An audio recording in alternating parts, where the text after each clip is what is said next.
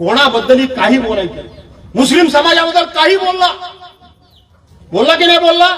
आणि मग मुस्लिम समाजाच्या घरात जाऊन ती माझी ना क्लिप माझी नाही, ती दुसऱ्याची. आता मगाशी मी चाललो होतो अंकुश आहे का रे मोबाईल, तो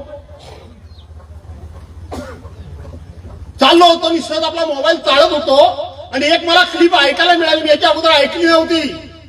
तो कोणतरी हेमंत पाटील आहे आपल्या संभाजीनगरचा, त्याच्या नांदेडचा आहे तो, त्याच्याशी हा बोलतोय रामदास कदम की ओबीसी आणि मराठी यांच्या आरक्षणामध्ये ओबीसी समाजाच्या विरोधात मी कोर्टात कसा गेलोय, मी खर्च कसा करतोय, मी ओबीसी समाजाला मी जवळ कसा करणार नाही, त्यानं त्यांची आमची रोटीबिटी कशी व्यवहार होत नाही.